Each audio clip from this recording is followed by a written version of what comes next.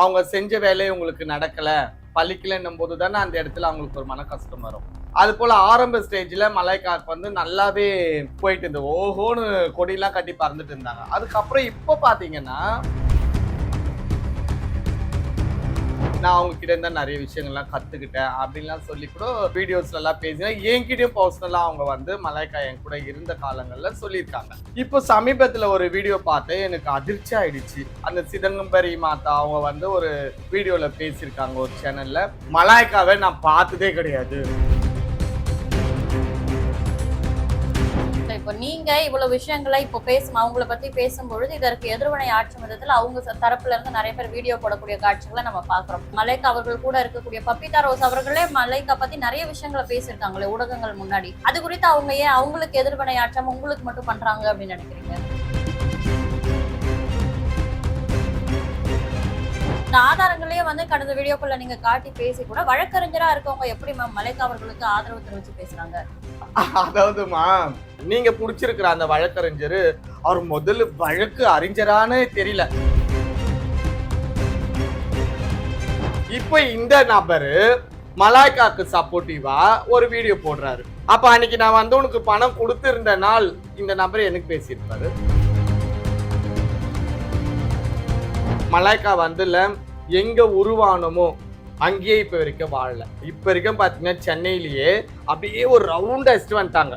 யாரு இன்னைக்கு வந்து அன்பு நாய்க்கு பெரியவங்களா உடனே அங்க போயிடுவாங்க. அன்பு நாய்க்கு பொண்ணு கணவருன்ற அந்த மைண்டுக்குள்ளவே நான் எல்லாம் வந்து போக மாட்டேன்னு சொல்லி அப்ப நான் போன வாட்டி காமிச்சேனே புருஷன் முன்னாடி ஒரு போட்டோ மாலையை கழுத்துமா அந்த மாலையிலேயே மஞ்சா கயிறு பின்னிட்டு இருக்கு. நல்லா அதை ஜூம் பண்ணி பாருங்க. மஞ்சா கயிறு அப்படியே புது கயிறு கட்டினது. அதுக்கு என்ன அர்த்தம்? ஒரு கஷ்டம் போன ஒருத்தர் ஆறுதலா ஒரு வார்த்தை சொன்னா நம்ம சந்தோஷம் இல்ல, அவர் சந்தோஷத்துக்கு ஒரு ஆறுதல் சொல்லி அமைச்ச மாதிரி கூட நம்ம எடுத்துக்கலாம் இவங்க பண்றதெல்லாம். ஆனா நீ என்ன பண்ற, போன்லயே பேசிக்கிற. அல்ல 80,000 ஆகும் ஓகேவா, போனா நாளைக்கு வா ஜிபே பண்ணி விடு முதல்ல. இப்படிதான் நீங்க மலாய்க்காவோட செல்லு வாங்குங்க. மலாய்க்கா எவ்வளவு பணம் வாங்கினா என்னென்ன ஏமாத்தினா ஃபுல்லா ஜிபே பண்ணுது, பேப்பர்ஸ் எல்லாமே வச்சுட்டு உட்காந்துருக்காங்க. நீ என்ன சட்ட ரீதியா பண்ணுவா, நானும் உன்னை வந்து சட்ட ரீதியா அந்த லேடி வச்சு கேஸ் கொடுக்குறேன். நீ என்ன கோர்ட்ல தான் இட்டுன்னு போய் நிறுத்த முடியும், நான் உன் கையில விலங்க மாட்டிட்டு போவேன்.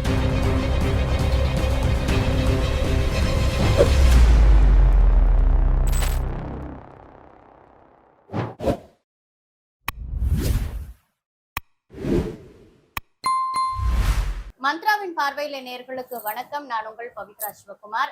பல தடைகளை தாண்டி திருநங்கை சமூகத்திற்காக போராடி குரல் கொடுத்து கொண்டிருக்கும் வெளிச்சம் அறக்கட்டளை நிறுவனர் திருநங்கை மந்த்ரா மேம் அவர்கள் இன்னைக்கு நம்ம கூட இணைச்சிருக்காங்க. வணக்கம் மேம். வணக்கம் மேம். மந்த்ராவின் பார்வையில் இருக்கும் அனைத்து நேயர்களுக்கும் திருநங்கைகளுக்கும் திருநம்பிகளுக்கும் மந்த்ராவின் பணிவான வணக்கங்கள். காசிமேடு பகுதியை சேர்ந்த சாமுண்டி மலைக்கான சொல்லப்படுற சாமியார் அவர்களை பற்றி நீங்க பல காணொலிகள்ல நிறைய விஷயங்கள் போட்டு உடைச்சிட்டு இருக்கீங்க. அந்த நீங்க பேசின விஷயங்கள்லாம் வைரல் ஆகிட்டு இருக்க சூழல்ல ஒரு வருஷத்துக்கு முன்னாடி மலைக்கா அவர்களின் குரு அப்படின்னு சொல்லப்படுற திகம்பரி மாதா அவங்க பேசின ஒரு காணொலியும் வந்து வைரல் ஆகிட்டு இருக்கு. உங்களுடைய விஷயம் வைரல் ஆக அந்த வீடியோவும் வைரல் ஆகிட்டு இருக்கு. அதுல வந்து அவங்க மலைக்கா வந்து தீட்சை வாங்கின என்கிட்ட தீட்சை வாங்கினதுன்னு சொன்னதெல்லாம் பொய் அப்படின்னு சொல்லிட்டு அந்த திகம்பரி மாதா பல விஷயங்களை முன் வைக்கிறாங்க. அது குறித்த உங்களுடைய கருத்து என்ன மேம்? அதாவதுமா நான் வந்து காசிமேடு பகுதியை சேர்ந்த திருநங்கை மலாய்க்கான்னு தான் சொல்ல, சாமுண்டியில நான் சேர்க்க மாட்டேன். ஏன்னா அந்த சாமுண்டின்ற பட்டம் யாரு கொடுத்தாங்கன்னு தெரியாது, தனக்கு தானே அவங்க வச்சுக்கின ஒரு பேர் அது. அதனால மலாய்க்கா, திருநங்கை மலாய்க்கா அவங்க வந்து சமீபத்துல இப்போ ஒரு 5-6 இயர்ஸா வந்து அவங்க ஒரு சாமியாரு, நான் வந்து ஆன்மீகவாதி, நான் வந்து காசிக்கு போறேன், அந்த காசியை கூட காஷி அப்படிலாம் இழுத்து நல்ல ஸ்டைலா நல்லா அழகாவே பேசுவாங்க. அந்த சாமுண்டி மலாய்க்கா வந்து தன்னை சாமியார்னு வெளியே கொண்டு வந்துட்டு இருந்தாங்க. அதுவும் மக்கள் மத்தியில நல்லா பரவலாக போயிட்டு இருந்தது. நல்லா அவங்களும் ஒரு ஃபேமஸாவே ஆகிட்டு வந்தாங்க. பட் அவங்க சொன்ன நிறைய விஷயங்கள் வந்து மக்கள் வந்து ஆரம்ப ஸ்டேஜ்ல எல்லாருக்குமே வந்து எது பண்ணாலுமே நடக்குது அப்படி இப்படின்னு தான் நிறைய பேர் சொல்லுவாங்க. ஏன்னா ஸ்டார்டிங் ஸ்டேஜ். அதுக்கப்புறம் ஒருத்தரோட அனுபவம்னு ஒண்ணு இருக்கு தெரியுங்களா. நான் போய் இது பண்ணேன், எனக்கு ஒரு 3 மாசம் டைம் கொடுத்தாங்க. அந்த 3 மாசம் வரைக்கும் அந்த போனவங்க என்ன சொல்லுவாங்க, நான் போனேன், எனக்கு இந்த மாதிரி பண்ணி கொடுத்துருக்காங்க, 3 மாசம் டைம் கொடுத்தா அந்த 3 மாசம் நல்லதும் நடந்திருக்கும் கெட்டதும் நடந்திருக்கும். அது வந்து நல்ல விதமா தான் எடுத்துப்பாங்க. அப்போ நல்ல விதமா சொல்லியிருப்பாங்க. ஆனா அந்த 3 மாசம் ஆகியும் அவங்க செஞ்ச வேலையை உங்களுக்கு நடக்கல பலிக்கலைன்னும் போது தானே அந்த இடத்துல அவங்களுக்கு ஒரு மன கஷ்டம் வரும். அது போல ஆரம்ப ஸ்டேஜ்ல மலாய்க்காக்கு வந்து நல்லாவே போயிட்டு இருந்தது. ஓஹோன்னு கொடியெல்லாம் கட்டி பறந்துட்டு இருந்தாங்க. அதுக்கப்புறம் இப்ப பாத்தீங்கன்னா நிறைய விஷயங்கள் வந்து மலாய்க்கா கிட்ட இருந்து எதுவுமே நடக்கல. இது எனக்கு ஒர்க் அவுட் ஆகல. ஆனா என்கிட்ட இருந்து இவ்ளோ பணம் வாங்கிட்டாங்க. அப்படி இப்படின்னு சொல்லிட்டு இருந்தாங்க. சரி நான் என் காதுக்கும் அதெல்லாம் வந்துட்டு இருந்துச்சு. நம்ம ஒரு ஆன்மீகத்துல போயிட்டு ஒருத்தரோட பொழப்பை கெடுக்க வேண்டாம் அப்படின்னும்போது எனக்கும் நிறைய விஷயங்கள் வந்து இப்போ கடந்த ஒரு 1 இயராவே எனக்கு வந்து சாமுண்டி மலாய்க்கா அப்படின்னு சொல்லக்கூடியவங்க மேல நிறைய கம்ப்ளைண்ட் எல்லாம் வந்துட்டு இருந்து நான் அதெல்லாம் வந்து ஆன்மீகத்துக்குள்ள போயிட்டு நம்ம இதெல்லாம் வெளியே கொண்டு வர வேண்டாம் அப்படின்னு சொல்லி நான் நிறைய விஷயங்கள் வந்து அவாய்ட் பண்ணியிருந்தேன். அப்போ அவங்களுக்கு அவங்க ஏரியாலேயே ஒரு பெரும் பிரச்சனை. சமீபத்துல பார்த்துருக்கலாம் நிறைய வீடியோஸ்ல நான் ஒரு பேப்பர்ஸ்லாம் காட்டி பேசியிருப்பேன். அதெல்லாம் போகும்போது அப்போ நானும் நிறைய விஷயங்கள் அவங்க கூட இருந்து பார்க்கும்போது இது எல்லாமே பொய்யா தானே இருக்கு. எதுவுமே உண்மை இல்லையே. அதாவது நல்ல இருக்கப்பட்டவங்க வந்து உங்களாண்ட அள்ளி கொடுத்துட்டு ஏமாந்து போறாங்கன்னாக்கா, சம்பாரிச்சாங்க கொடுத்துட்டு போறாங்க. அதனால இவன் நல்லா இருக்கா அப்படின்ற மாதிரி நம்ம நினைக்கலாம். பட் நிறைய ஏழை எளிய மக்கள் சாப்பாட்டு கூட கஷ்டப்படுறவங்க ஏதாச்சும் நம்ம போயிட்டு நம்ம நல்லா இருப்போமா, நம்மளுக்கு ஏதாவது ஒண்ணு பண்ணி தருவாங்களா, நம்ம கையில ஏதோ செல்வம் தங்குமா, இல்ல நம்ம பிள்ளைங்க ஒழுங்கா வேலைக்கு போவாங்களா, இல்ல தான் கணவர் வந்து கூடிய மறந்து ஏதோ பொண்டாட்டிக்கு சம்பாரிச்சு கொடுப்பாரா, அப்படிலாம் நினைச்சு எவ்வளவு பேரு கழுத்துல இருக்க தாலி எல்லாத்தையுமே கூட வச்சுலாம் வந்து கொடுக்குறாங்க. பட் அவங்களுக்கெல்லாம் இது நடக்கலைன்னா இது ஒரு மிகப்பெரிய ஏமாற்றம் தானே.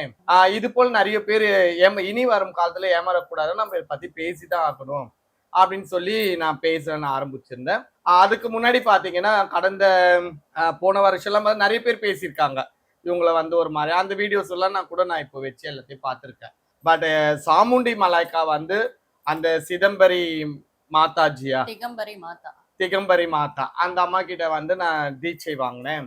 எனக்கு வந்து குருநாதர் அவங்கதான், எனக்கு குரு அவங்கதான், அவங்களோட சிஷ்ய பிள்ளை தான் நான் அவங்க கிட்ட இருந்தா நிறைய விஷயங்கள்லாம் கத்துக்கிட்டேன் அப்படின்லாம் சொல்லி கூட வீடியோஸ்ல எல்லாம் பேசினேன். என்கிட்டயும் பர்சனலா அவங்க வந்து மலாய்க்கா என் கூட இருந்த காலங்கள்ல சொல்லியிருக்காங்க. இப்போ சமீபத்துல ஒரு வீடியோ பார்த்தேன், எனக்கு அதிர்ச்சி ஆயிடுச்சு, ஷாக் ஆயிடுச்சு. என்னடா இதுவும் பொய்யா, இவ பண்றது எல்லாமே ஒரு ஃப்ராடுனா இது அதுக்கு மேல ஃப்ராடா இருக்கு. அந்த அம்மா அந்த சிதம்பரி மாதா அவங்க வந்து ஒரு வீடியோல பேசியிருக்காங்க ஒரு சேனல்ல. மலாய்க்காவை நான் பார்த்ததே கிடையாது, எனக்கும் அவங்களுக்கு எந்த ஒரு கனெக்ஷனும் கிடையாது, எல்லாமே பொய். இது அந்த அம்மா தெளிவாவே சொல்லியிருக்காங்க. அந்த மாதாஜி வந்து தெளிவாவே சொல்லியிருக்காங்க, நான் மலாய்க்காவை பார்த்ததும் கிடையாது, நான் பேசுனதும் கிடையாது. பட் போன்ல வந்து நான் பேசியிருக்கேன். அவங்க வந்து என்ன குரு அம்மான்லாம் சொல்லி கூப்பிட்டு இருக்காங்க. அதெல்லாம் உண்மைதான். ஏன் கையால நான் மலாய்க்காக்கு தீட்சை கொடுக்கல. அவ என்னோட சிஷ்ய பிள்ளையும் கிடையாது, நான் அவளுக்கு குருவும் கிடையாது. போன் மூலியமா என்கிட்ட பேசியிருக்காங்க. பேசி அந்த புள்ள வந்து சில சாஸ்திரங்கள்னா எப்படி சம்பிரதாயத்தை பத்திலாம் என்கிட்ட கேட்டு சில டீட்டெயில் எல்லாம் கேட்டு தெரிஞ்சுக்கிட்டாங்க. என்கிட்ட தெரிஞ்சுக்கின விஷயங்களை தான் வந்து அவங்க மீடியால பேசிட்டு இருக்காங்க. அப்ப பாத்துக்கோங்க இந்த ப்ராடு எவ்வளவு பெரிய ப்ராடா இருக்கு. எனக்கு இவங்கதான் குரு, அவங்கதான் குரு. நல்ல வேலை அந்த மாதிரி இருக்காங்க. கடவுளோட புண்ணியத்துல இன்னும் நிறைய நாள் இருக்கணும். அந்த சிதம்பரி மாதாஜி வந்து அவங்க உயிரோட இருக்கிறதுனால இந்த தகவல் பொய்ன்றத அவங்க ஒரு மீடியா மூலியமா சொல்லிட்டாங்க. அப்ப இவ ஒரு போலி சாமியார்ன்றத அந்த அம்மாவே வந்து சொல்லிட்டாங்க. இதுக்கு மேல நான் என்ன வந்து இது மலாய்க்காக்கு வந்து போலி சாமியார்ன்றத உறுதிப்படுத்தணும். இல்ல இப்போ நீங்க இவ்வளவு விஷயங்களை இப்போ அவங்கள பத்தி பேசும்பொழுது இதற்கு எதிர்வினை ஆற்றும் விதத்துல அவங்க தரப்புல இருந்து நிறைய பேர் வீடியோ போடக்கூடிய காட்சிகளை நம்ம பாக்குறோம். இப்போதான் நீங்க பேசுறீங்க. ஆனா ஒரு வருஷத்துக்கு முன்னாடி அந்த திகம்பரி மாதா ஆகட்டும், அவங்க இல்லாம அவங்க கூடயே இருக்கக்கூடிய பப்பிதா ரோஸ், மலைக்கா அவர்கள் கூட இருக்கக்கூடிய பப்பிதா ரோஸ் அவர்களே மலைக்கா பத்தி நிறைய விஷயங்களை பேசியிருக்காங்களே ஊடகங்கள் முன்னாடி. அது குறித்து அவங்க ஏன் அவங்களுக்கு எதிர்வினை ஆற்றாம உங்களுக்கு மட்டும் பண்றாங்க அப்படின்னு நினைக்கிறீங்க? அதாவது பப்பிதா ரோஸ் நான் நிறைய விஷயத்துல பேசியிருக்கேன். பப்பிதா வந்து ஒரு காமெடி பீஸ், அது ஒரு ஜோக்கரு, அதை பத்தி பேசணுன்றது நமக்கு கிடையாது. பட் இருந்தாலும் நீங்க இந்த கேள்வி வச்சதுனால நான் பதில் சொல்றேன். கடந்த ஒரு வருஷத்துக்கு முன்னாடி இதே பப்பிதா ரோஸ் இன்னைக்கு மலாய்க்காவை அம்மா, நான் மலாய்க்கா அம்மா பொண்ணு, மலாய்க்கா வந்து எனக்கு அம்மான்னு சொல்லக்கூடிய பப்பிதா ரோஸ் 1 இயருக்கு முன்னாடி மலாய்க்கா அவங்கன்னா பெரிய இவளா, அவங்க இப்படிதான் கை வச்சுக்க சொல்ல, அவனா பெரிய இவளா, அவ என்னது மலாய்க்கா, ஒண்ணுமே கிடையாது, அகோரி கலையரசனை பத்தி பேசுறதுக்கு யாருக்குமே தகுதி கிடையாது, இப்படிலாம் பேசணுங்க. மலாய்க்காவுக்கு வந்து உண்மையான ஒரு சாமியாருன்னா நான் ஒரு சுடுகாட்டுக்கு இட்டுன்னு போறேன், அங்க ஒரு பொணத்தை காட்டுறேன், அதுக்கு உயிர் கொடுக்க சொல்லுங்க, நாங்களாம் நம்புறோம் அப்படின்ற மாதிரி எல்லாம் சொன்னுங்க. இன்னைக்கு வந்து அந்த மலாய்க்காக்கு சப்போர்ட்டிவா மலாய்க்கா நல்லவ, அவ வந்து நேர்மையானவ, அவ வந்து தர்மத்தை தான் கையில எடுத்து எல்லாமே பண்ணிட்டு இருக்கா. இல்ல அவங்க வாழ்வாதாரத்துக்காக ஏதோ பண்ணிட்டு போறாங்க. அதை ஏன் மந்த்ரா அவர்கள் எடுத்து பேசுறாங்க அப்படின்னு தானே மேம் அவங்க கேக்குறாங்க. அதாம்மா வாழ்வாதாரத்துக்கு நான் திரும்பவும் சொல்றேன் பாப்பா, வாழ்வாதாரத்துக்காக நம்ம எது ஒன்னாலுமே பண்ணலாம். அதனால ஒருத்தருக்கு பாதிப்பு வரக்கூடாது. உன்னோட வாழ்க்கை நல்லா இருக்கணும்ன்றதுக்காக இன்னொருத்தரோட வாழ்க்கையை அழிக்க கூடாது. அதுக்காக தான் நம்ம எடுத்து இது பேசப்படுறது. சரிங்களா? நம்ம வந்து பேசுறோம்னா நம்ம வந்து செவுர்ல எல்லாம் போய் பிட் நோட்டீஸ் அடிச்சு ஒட்டி மலைக்கா போட்டாவும் மந்த்ரா போட்டாவும் போட்டு எங்கேயுமே நம்ம வந்து பரப்பல. ஊடகங்கள் வந்து நம்ம எல்லாம் வந்து என்ன சொல்லுவாங்க, தனி மனித சுதந்திரம். ஒருத்தரோட கருத்துக்களை வந்து நம்ம ஊடகங்கள்ல பேசலாம். நாளைக்கு மந்த்ரா மேலேயே ஒரு தவறுனா கூட மலாய்க்கா பேசலாம். நான் போய் கேட்க முடியுமா, ஏன் என்னை பத்தி பேசின, என்னை பத்தி நீ பேசிட்டல, உனக்கு நான் மான நஷ்ட வழக்கு போடுறேன், உனக்கு கோர்ட்ல இட்டுன்னு வந்து நிறுத்துறேன், உனக்கு எல்லாம் இந்த மாதிரி எல்லாம் பண்றேன்லாம் சொல்ல முடியுமா? சட்ட ரீதியா ஒருத்தவங்களுக்கு வந்து தண்டனை வாங்கி கொடுக்கறதுக்கு முழுக்க முழுக்க வந்து ஒரு முக்கியத்துவம் வாய்ந்தது வந்து ஆதாரங்கள் தான். இந்த ஆதாரங்களே வந்து கடந்த வீடியோக்குள்ள நீங்க காட்டி பேசி கூட வழக்கறிஞரா இருக்கவங்க எப்படி மேம் மலைக்கா அவர்களுக்கு ஆதரவு தெரிவிச்சு பேசுறாங்க? அதாவதுமா, ஒரு வழக்கறிஞரை பிடிக்கிறீங்களா, நல்ல திறமையான வழக்கறிஞரா, நல்ல ஒரு மூத்த வழக்கறிஞர், நல்ல ஒரு மனுஷங்கிட்ட போயிட்டு உங்க சைடு இருக்கிற நியாயத்தை சொன்னீங்கன்னா அவர் அந்த பேப்பர்ல வாங்கி கிழிச்சு தூக்கி போட்டு போயிட்டு வாமான்றாரு. நீங்க புடிச்சிருக்கிற அந்த வழக்கறிஞர் அவர் முதல்ல வழக்கு அறிஞரானே தெரியல. ஏன்னா கடந்த ஒரு 2 வருஷம் 1.5 வருஷத்துக்கு முன்னாடி இந்த ஜமாத் பிரச்சனை போயிட்டு இருந்தது தெரியுங்களா? அப்ப எனக்கு இந்த பெரியமேடு அன்பம்மாக்கெல்லாம் ஒரு பிரச்சனை போயிட்டு இருந்தது. சாரி அம்மான்ட்டான், அன்பு, அவங்களுக்கு எனக்கெல்லாம் ஒரு பிரச்சனை போயிட்டு இருந்தது. அப்போ இந்த இவரு இந்த தம்பி வந்து இந்த வழக்கறிஞர்னு சொல்லக்கூடியவரு, நாங்க ஒரு குரூப் வச்சிருந்தோம், ஆலந்தூர் குரூப்னு சொல்லிட்டு. அந்த குரூப்ல அவரும் இருக்காரு. எப்படி இருக்காரு, நான் தான் சேர்த்தேன். நான் வந்து அங்க அன்பு கூட இருக்கும்போது அப்ப இவர் அங்க வருவாரு போவாரு, எனக்கு நல்ல பழக்கம், எனக்கு சிஸ்டர் எல்லாம் கூப்பிடுவாரு. அதனால எங்க குரூப்ல அவர் போட்டு அவருக்கு வந்து இந்த சரியா வந்து ஏதோ ஒரு ஆக்சிடென்ட்ல வந்து கொஞ்சம் கையில கொஞ்சம் இதுவா இருக்கும், கொஞ்சம் நரம்பு ப்ராப்ளமா, சொல்லாமா என்னன்னு தெரியல, பட் சொல்லிட்டேன். அந்த மாதிரி இருக்கும்போது அவர் வந்து அங்க வரப்போக இருக்கும்போது எனக்கு சிஸ்டர் தான் கூப்பிடுவாரு. சரி, நல்ல மனுஷனா இருக்காரு, அவரோட பேச்சு எனக்கு ரொம்ப பிடிக்கும். அந்த தூய தமிழ்ல ரொம்ப ஒரு இதுவா அந்த லைனா பேச அதெல்லாம் எனக்கு ரொம்ப பிடிக்கும். அதனால நம்ம குரூப்ல வந்து அவரை சேர்த்தேன். சேர்த்தப்போ அப்போ ஒரு நாள் எனக்கு ஃபோன் பண்ணி, அக்கா எனக்கு வந்து இந்த மாதிரி பிரச்சனை, ரொம்ப கஷ்டமா இருக்கு, என்னால வேலைக்கு கூட போக முடியல, உங்களால முடிஞ்சா எனக்கு ஏதாச்சும் மருந்து மாத்திரை வாங்குறதுக்கு எனக்கு ஹெல்ப் பண்ணுங்கன்னு கேட்டாரு. அப்ப நான் இன்னமும் இருக்கேன் என்னோட ஜிபேல. ஜிபே பண்ணி விட்டேன். ஃபர்ஸ்ட் டைம் ஒரு 1000 ரூபாய், அதுக்கப்புறம் ஒரு 2 வாட்டி 500 ரூபாய் பண்ணேன். அப்புறம் இவர் தொடர்ச்சியா என்ன கேட்கிறாரு. அப்பெல்லாம் வந்து நான் இந்த ட்ரஸ்ட் எல்லாம் ஓபன் பண்ணல. நான் வந்து அப்போ இந்த நாயக் சிஸ்டம் கிட்ட தான் இருக்கேன். இருக்கும்போதே என்ன தொடர்ச்சியா எப்படியும் ஒரு 10 நாளைக்கு ஒரு வாட்டி கேட்க ஆரம்பிச்சாரு. நான் அந்த அளவுக்குலாம் வசதி இல்லப்பா, மாசம் மாசம் நான் உனக்கு ஒரு அமௌண்ட் கொடுக்கறதுக்கு என்னால முடிஞ்சது ஒரு 2-3 வாட்டி ஹெல்ப் பண்ணிட்டேன், இதுக்கப்புறம் வேற யாருக்கெல்லாம் கேளுங்கன்னு சொல்லிட்டு நான் விட்டேன். அப்ப இவர் என்ன வேலை, ப்ராடு, இவரும் ஒரு ப்ராடு பாத்துக்கோங்க. நம்ம குரூப்ல இருந்த மத்த திருநங்கைகளோட நம்பர் எல்லாம் எடுத்து பர்சனலா அவங்களுக்கு போன் பண்ணி இதே மாதிரியான ஹெல்ப் கேட்கிறாரு. எனக்கு உடம்பு சரியில்லை, எனக்கு ஆக்சிடென்ட் ஆயிடுச்சு, என் கை இப்படி இருக்கு, எனக்கு நடக்க முடியல, என்னோட கையால சாப்பாடு கூட என்னால சாப்பிட முடியல, எனக்கு மருந்து மாத்திரை வாங்க கூட காசு கிடையாது, எங்க ஒய்ஃப் எல்லாம் என்ன கண்டுக்கிறது இல்ல, அப்படிலாம் சொல்லி அதுலயும் ஒரு 2-3 பேர் வந்து ஹெல்ப் பண்ணியிருக்காங்க. அவங்களே இதே தான், அதிக அமௌண்ட்லாம் இல்லை, ஒரு 500ல இருந்து 1000 ரூபாய்க்குள்ள ஹெல்ப் பண்ணியிருக்காங்க. அப்ப இவரு அடுத்து எனக்கு வந்து போன் வருது, இந்த மாதிரி நம்ம குரூப்ல இருந்து ஒருத்தர் அட்வொகேட்னு போட்டிருக்கீங்களே, அவர் வந்து எங்க கிட்ட அப்பப்போ ஹெல்ப் கேட்கிறாரு, எப்பயாச்சும் ஒரு வாட்டி தான் இதை கேட்டான்னு சொல்லி நாங்க ஹெல்ப் பண்ணோம், திடீர்னு ஒரு 1000 ரூபாய் 500 ரூபாய் கேட்கிறாரு, இதுல என்னம்மா அப்படி இப்படின்னு கேட்டது. நான் என்ன பண்ணேன், இவருக்கு போன் பண்ணி, இல்ல தப்பு தம்பி, விருப்பப்பட்டு யாரோ கொடுக்குறவங்க கிட்ட நீயா நம்பர் எல்லாம் குரூப்ல இருந்து எடுத்து பேசுறதுலாம் தப்பு, நான் உன்னை இந்த குரூப்ல இருந்து வெளியே அனுப்புறேன்ட்டு ரிமூவ் பண்ணிட்டேன். அதுக்கப்புறம் எனக்கும் அவருக்கும் எந்த ஒரு பேச்சுவார்த்தையும் கிடையாது, நான் அவரை நேர்லயே மீட் பண்ணதில்லை. பட் அப்ப இவர் என்கிட்ட ஒரு எக்ஸ்கியூஸ் வேற கேட்டாரு, நான் இந்த காசுலாம் கேட்கறேன்னு அன்பாமாக்கு தெரியக்கூடாது அப்படின்லாம் சொல்லிட்டாரு. சரி, நாங்க இன்ன வரைக்குமே யாருக்கிட்டே சொல்லல, அதை அப்படியே மறந்துட்டோம். அவங்களும் நீங்க சொல்லக்கூடிய அன்பு நாயக் அவங்களும் வந்து ஒரு சாமியார் போலதான் இருக்காங்க. மலைக்கா அவர்கள் கூட தான் அவங்களும் தொடர்ச்சியா நீடிச்சிட்டு இருக்கதை நம்ம பார்க்க முடியுது சோசியல் கண்டிப்பா கண்டிப்பா. அதாவது இவரோட இதை முடிச்சிடுறோம், இவர் இப்படி பண்ணிட்டாரா, அதுக்கப்புறம் நாங்க விட்டுட்டோம் இந்த இது, நான் மறந்துட்டேன். இப்போ இந்த ஜமாத் பிரச்சனை வந்தப்போ கடந்த ஒரு 1 இயருக்கு முன்னாடி இந்த தம்பி எனக்கு ஃபோன் பண்ணாரு.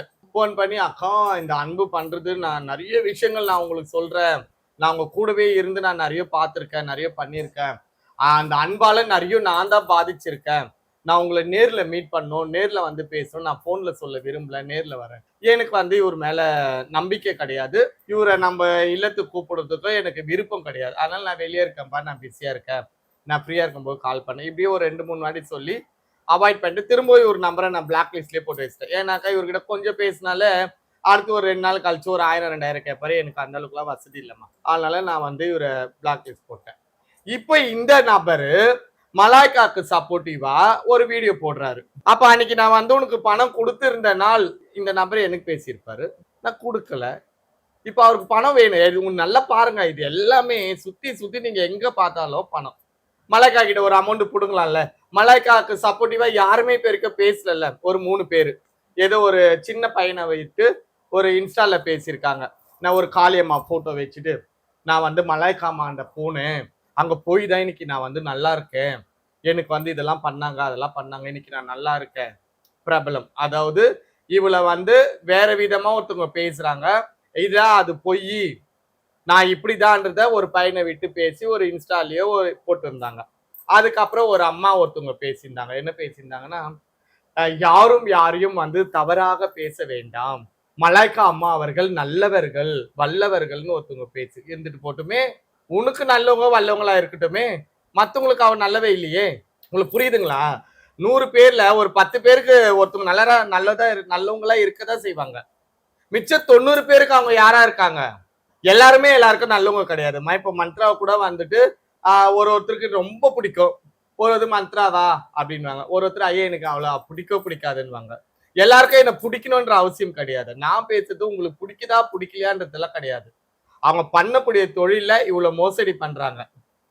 இல்ல, இன்றைக்கு இவ்வளவு மோசடிகளை கடந்து அவங்களுக்கு ஆதரவா பேசக்கூடிய நபர் வந்து மலைக்கா அவர்கள் கூட இப்ப இருக்காங்க. ஆனா ஒரு காலத்துல அவங்க வந்து அன்பு நாயக் அவர்களை எதிர்த்து பேசியிருந்தவர் தான் அப்படின்னு நீங்க சொல்லியிருந்தீங்க. ஆனா இப்போ அன்பு நாயக்னு சொல்லப்படுறவங்களும் சரி, மலைக்கா எல்லாருமே ஒன்றாக தானே இருக்காங்க. அந்த நபரும் அவங்களோட அவங்களுக்கு ஆதரவா தானே பேசுறாங்க. கண்டிப்பாமா. அதாவது இனம் இனத்தோட போய் சேர்ந்திருக்கு. அன்பு நாயக்க பாத்தீங்கன்னா அவங்க வந்து ஒரு கோவில் வச்சிருக்காங்க. அது வந்து பெரியபாளையத்து அம்மன் கோயில், பவானி அம்மன் கோயில் சொல்லிட்டு ஒரு கோவில் வச்சிருக்காங்க. அந்த கோவில் அன்பு நாயக்கு தான் கேட்டா இல்ல. அந்த கோவில் வந்து அந்த ஊர் கோவில். சரிங்களா? அன்பு நாயக்குக்கு இன்னி வரைக்கும் அந்த ஊர்ல வந்து சொந்தமா ஒரு வீடு கூட கிடையாது. வாடகை வீட்டுல தான் இருக்காங்க அந்த அம்மா. அந்த கோவில் வந்து ஊர் கோவில். இவங்க சின்ன வயசுல இருந்தா அந்த சாமி போய் எப்போ வெள்ளக்கார ஆட்சியில அப்படின்னு அவங்க என்கிட்ட சொன்னது நான் பார்த்தது கிடையாது. அப்ப இவங்க போய் சாமி தண்ணி ஊத்த கொள்ள அப்படிலாம் இருந்ததுனால அப்படி ஒரு ஐயர் தேவைப்படும் இல்லையா? அந்த மாதிரி அன்பு நாயக்கா அந்த கோவில் இவங்களே வாழ்ற போய் கழுவுறது அதெல்லாம். இப்ப திருநங்கைன்னா உங்களுக்கு தெரியும், எல்லாருமே சாதாரணமா இவ்வளவுண்டு மஞ்சா பூசி ஒரு பொட்டு வைக்கிறாங்கன்னா, திருநங்கைகள் வந்து அந்த வாசல் ஃபுல்லாவே பூசி கலர் கலராலாம் பண்ணுவாங்க. அதனால இவங்க கையில கொடுத்தது. இப்ப அவங்களுக்கு ஒரு 50-52 வயசு ஆயிடுச்சு. அப்ப இவங்க ஒரு அந்த கோவில பராமரிக்கிறதுனால இல்ல மேம், நம்மளுக்கு சுதந்திரம் கிடைச்சு 70 வருஷத்துக்கு மேல ஆகுது. இப்ப அவங்களுக்கு 50 வயசு தான் ஆகுதுன்னா எப்படி வெள்ளக்கார ஆட்சியில அவங்க அதெல்லாம் அப்படின்னு அவங்க சொன்னதுமா, அதுலயே அவங்க பொய் தனம் தெரியுது இல்லையா? புரிஞ்சு பரவாயில்ல, நல்லா கேட்டீங்க. அதுலயே அவங்க புயலுக்கு அது கூட யோசிக்க தெரியல பாருங்க. வெள்ளக்காரன் காலத்திலேயே குதிரை வண்டியில வந்தீங்க சாமி கும்பிட்டு போவாங்க நாங்க, கடவுளே இப்போ ஒரு உண்மை வெளியே வந்தது.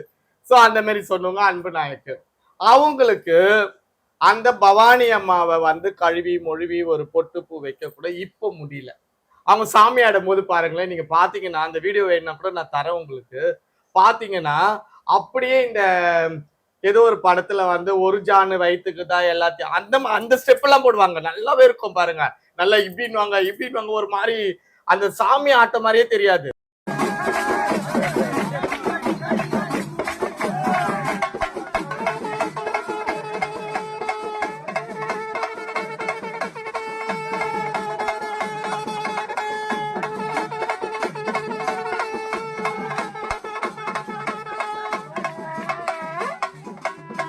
அந்த மூளை அடிச்சுட்டு ஒரு குத்து டான்ஸ் போடுற மாதிரியே இருக்கும். அந்த மாதிரி எல்லாம் நல்லா பண்ணுவாங்க. பட் அவங்களுக்கு தெரியல.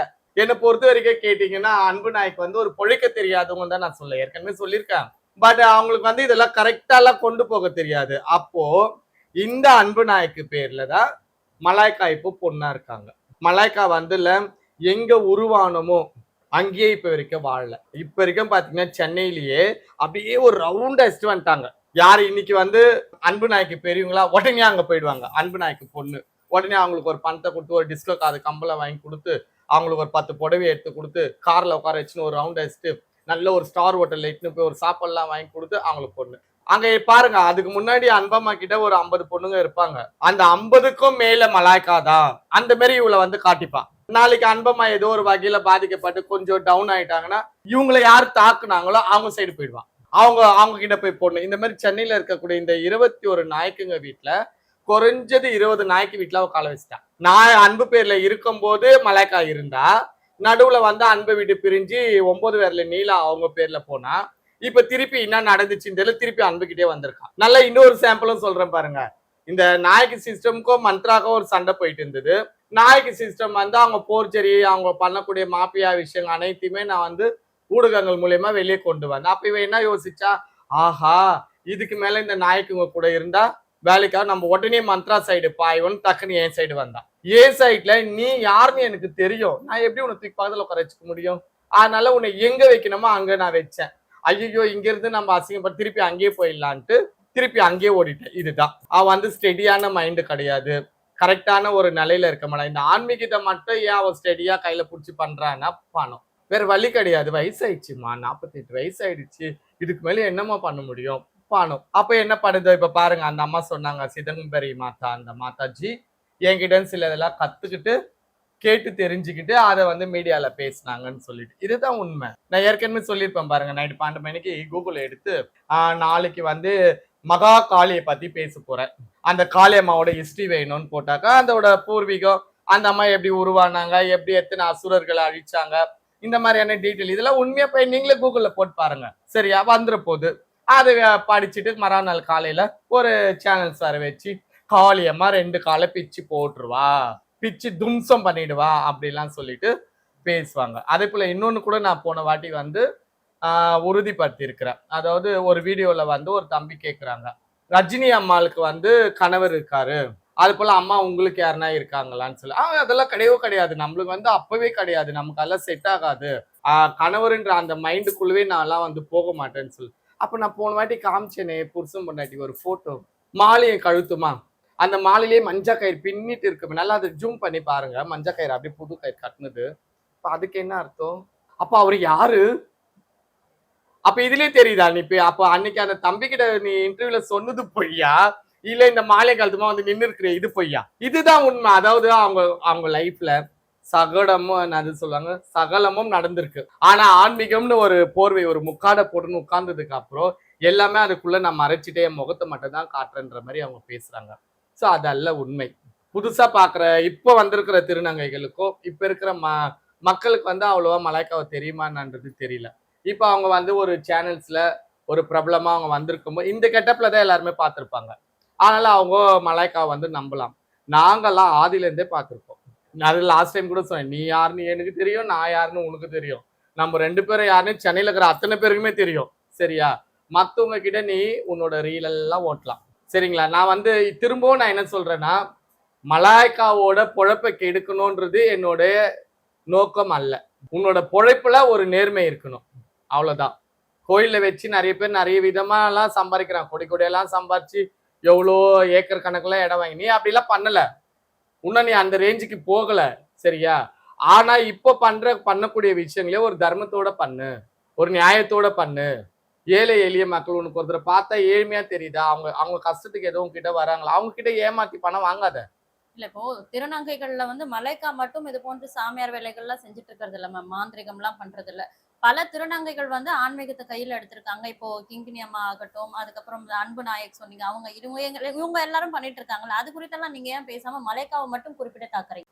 அன்பு நாயக்கு மட்டும் வந்து சாமி வேலை பாக்குறாங்களா, குறி சொல்றாங்களா, கழுப்பு எடுக்கிறாங்களான்னு கேட்டா இல்ல.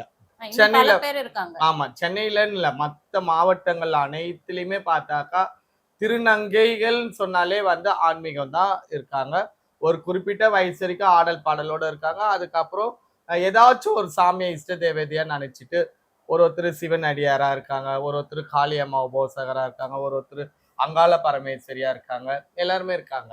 அப்படி இருக்கக்கூடியவங்க அனைவருமே வந்து எந்த ஒரு மீடியாலையும் வந்து தன்னை பிரபலப்படுத்திக்கல. புரியுதுங்களா? இதுலயே உங்களுக்கு சில விஷயங்கள் புரியும்.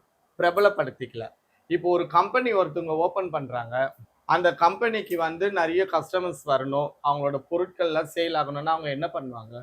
அட்வர்டைஸ்மென்ட் பண்ணுவாங்க. அதுதான் இப்ப மலாய்க்கா பண்றாங்க. அப்போ இவங்களுக்கு பேர் வேணும், பணம் வேணும், இவங்க பிரபலமா ஆகணும்ன்றது தான் இப்போ மலாய்க்கா பண்ணிட்டு இருக்காங்க. மத்த திருநங்கை பண்றாங்களா கேட்டா இல்ல. 1, 2 பேரு நீங்க சொன்ன அந்த கிங்கினி அவங்க வந்து பண்ணலாம். பட் கிங்கினி வந்து விளம்பரம் பண்ணாங்கன்னாக்கா உண்மைதான்.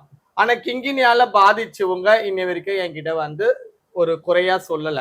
அப்ப அவன் மலாய்க்கா அளவுக்கு பெருசா கிங்கினி வந்து எதுவும் பண்ணலன்னு தான் இதுக்கு அர்த்தம். சரிங்களா?